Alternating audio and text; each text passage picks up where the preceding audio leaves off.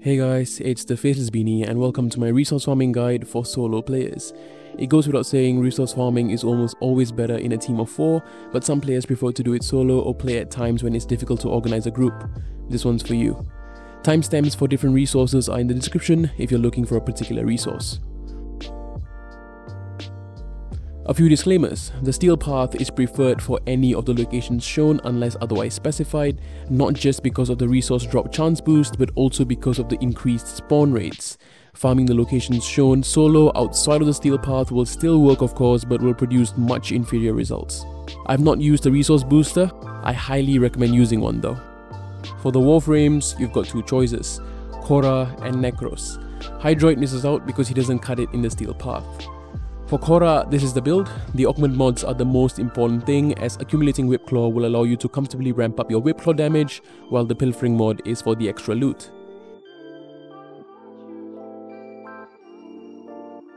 For Korra's Whip Claw, you'll need a stat stick. You can go with this simple Amphis build, just focus on crit damage, blood rush, combo duration and status mods. Karn's Mandible is here for the slash, which is really useful in the steel path. You can even use a Plague Zor like the Plague Kripath. For Necros, this is the build. Survivability coupled with Stretch for Desecrate's range, and the Despoil Augment mod will ensure you have Desecrate constantly active as energy won't be used.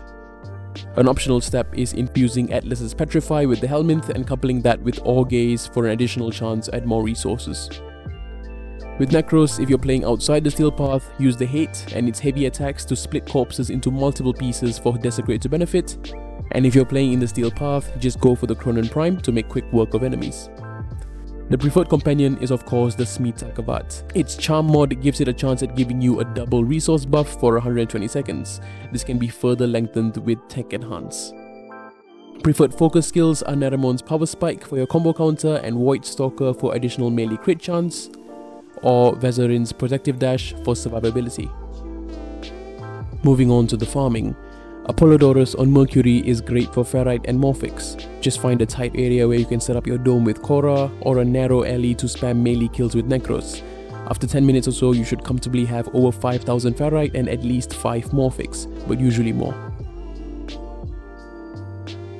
Next, Tellurium on Deimos is great for Nano Spores and Mutagen samples.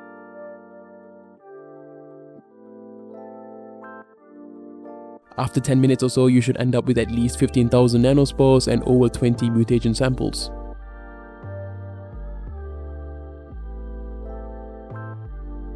Next, Gabi on Ceres for Orokin cells, Detonite ampules, alloy plates and circuits.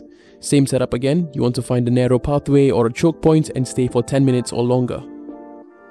You'll end up with an average of 5 cells every 10 minutes or so and tons of ampules, plates and circuits. Next, it's Io on Jupiter, and this is a great spot for Oxium, Hexenon and Salvage farming. Korra is definitely preferred here, as you can just set up your dome over the defense target and use Whip Claw to make quick work of enemies. After 10 waves, you should end up with over 100 Hexenon, 600 Oxium and over 10,000 Salvage.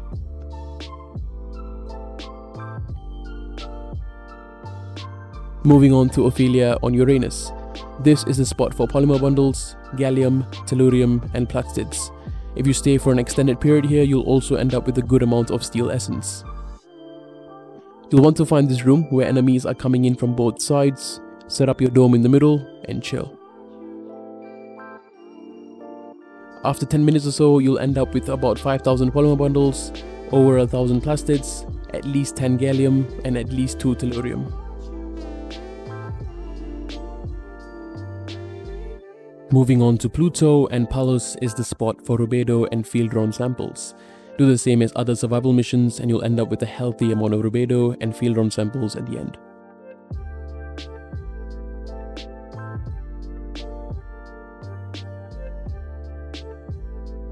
For Cryotic, head to Hyracon on Pluto and try to defend 2 excavators at once with Korra.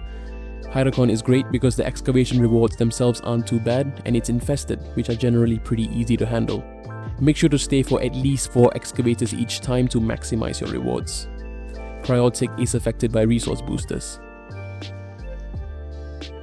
You can also do the excavation on Everest on Earth as an alternative, depending on what resources you're looking for aside from Cryotic. For the next 3, you'll want to switch to this Xaku build or Limbo. First, it's a 9-key on Jupiter, a capture mission where you'll farm neural sensors. The idea is to break open every container you see, and Xaku's 4th does that pretty easily. Just cast their 4th and loot away. Usually you'll end up with at least 2 to 3 neural sensors, if not more, in just a couple minutes. Then for Neurodes, head to Mantle or Marina on Earth and do the same thing. Results will be comparable to neural sensors. For Argon crystals and control modules, the same concept applies. Head to Hapit and break open every container you see. You'll end up with at least 1 Argon crystal per run and a bunch of control modules.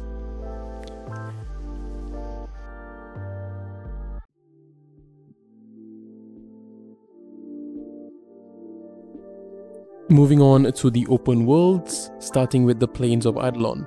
Your best bet for resource farming here is the Tusk Thumper. To ensure it spawns, start the highest tier bounty before the Steel Path, and then head into the plains of Eidolon to seek out the Thumper instead of doing the bounty. Seek the Thumper out in these areas. Korra isn't too handy here, so you'll want to use Necros, which will take a little longer but gives you better loot, or use a Slova, which makes it a much easier fight at the cost of extra resources. Once you find it, break open all 4 caps exposing its limbs, and use a Catch Moon or Gunblade to kill it. This will take some time, but it's way better than mining or fishing for hours.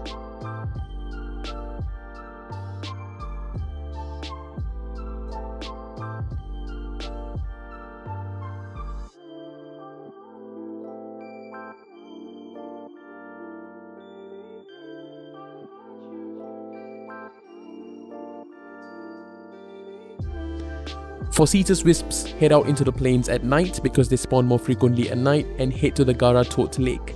Use your Arcwing and fly low along the side of the lake and pick up the Cetus Wisp floating about.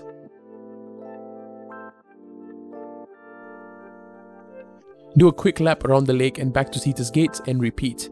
You'll consistently end up with decent Cetus Wisps this way. Next, Fortuna. For a similar resource farm to the Thumper, go kill the Exploiter Orb. I've explained this fight in a separate video, so I won't cover it here. For Toroid farming, the Steel Path is unnecessary and Necros is preferred. First thing you need to do is get the heat level all the way up. Then you'll want to head to the space spot for Vega Toroids, get to the open area at the back of the lab, and keep killing for about 10 to 15 minutes until enemies stop spawning, then extract and repeat. Same thing for Kalda Toroids. Head to the enrichment labs with a max heat level, find a room to lure enemies into, and keep killing.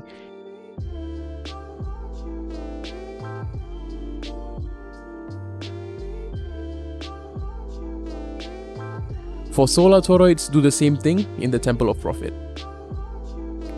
You'll end up with varying amounts of Toroids, but it'll be fairly consistent once you get the hang of it. Of course, the Lazulite Toroid is dropped by the Exploiter Orb, while the Charisma Toroid is dropped by the Profit Taker, covered in separate videos. Moving on to the Cambion Drift, and the best way to farm resources here is hands down the Requiem Obelisks or Pillars.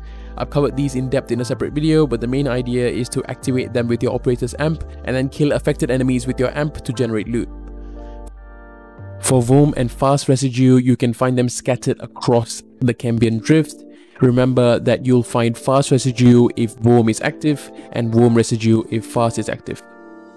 For Scintillants, head to the Isolation Vaults. They'll drop from Necromax, or you'll find them floating about.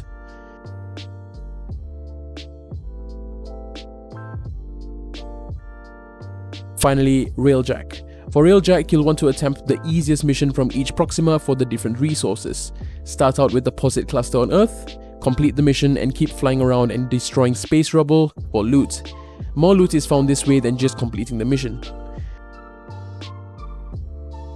Then Lupul Pass on the Saturn Proxima. Gallus Rods only drop on Saturn, and Kesslers drop more frequently here as well, so this is a great spot for Railjack resources. Finally, Gyan Point in the Vale Proxima. This spot is great for farming titanium, asteroids, brachoids and trachons.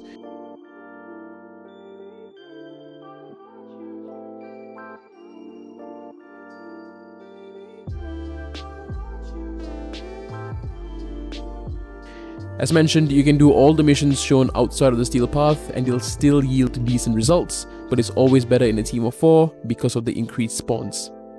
That's about it. I hope this helps you out.